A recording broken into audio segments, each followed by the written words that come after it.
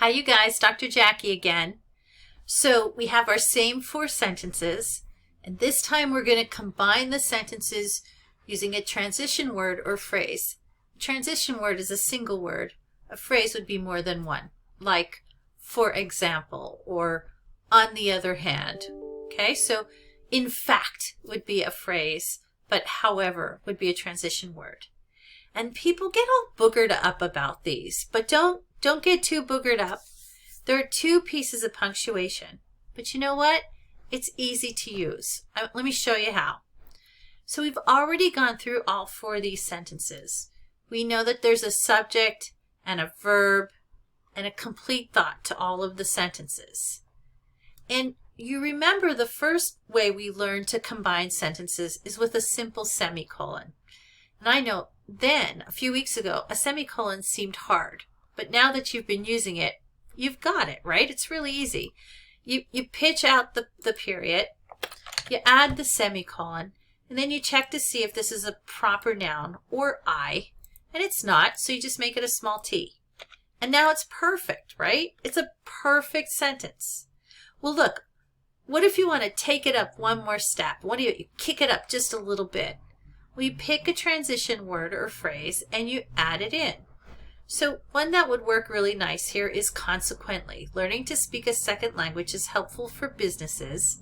They like to hire bilingual workers for their offices. So consequently would fit nicely here. So we just add in consequently, and then we just add a comma. So really, it's not that hard. You already know how to combine the sentences with a semicolon. You're just going to add a transition and a comma after it. And that's how you combine. Let me show you it another way.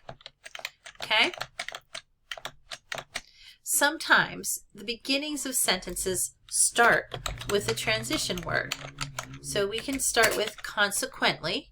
And when we do start with consequently, we always add a comma after one of the transition words or phrases at the beginning of a sentence. So if you started a sentence with in fact, there'd be a comma after it. If you started with however, there'd be a comma after it. So anytime we use a transition word or phrase at the beginning of a sentence or an independent clause, it gets a comma after it. And then if we want to combine these 2 sentences, all we do is we pitch out the period, we add the semicolon, and then this is not a proper noun or I, so we make it a small letter. Done. So when you look at it, it looks really hard. It's a sophisticated sounding question or a sophisticated sounding sentence when you combine with a transition word. But you know what? It's not that hard to do. You just have to remember it. So listen to how good it sounds. Learning to speak a second language is helpful for businesses. Consequently, they like to hire bilingual workers for their offices. If we do one in the next one, the moon moves in front of the sun tonight, we can use the word therefore. So let's start by just combining the sentences with a semicolon. We take out the period, we add a semicolon, we look at it, it's not a proper noun, it's not I, so we make it a small letter, and now it's done. That's the easiest way to combine sentences using a semicolon. But if we want to step it up a little bit, we add a transition word.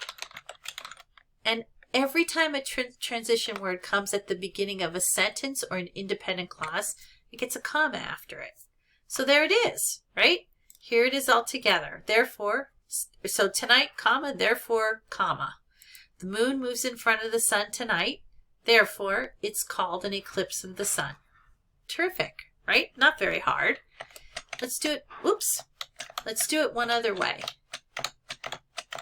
Sometimes we like to start a sentence with a transition word.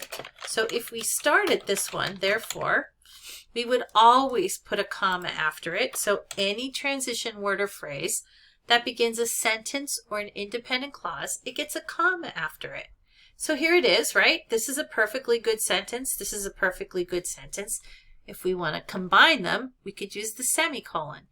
Take out the period, add the semicolon. Therefore is not a proper noun or I, so we make it just a small t. don't let the two pieces of punctuation booger you up. Don't let it booger you up. It's just as easy as adding a semicolon. All right? Take care, you guys.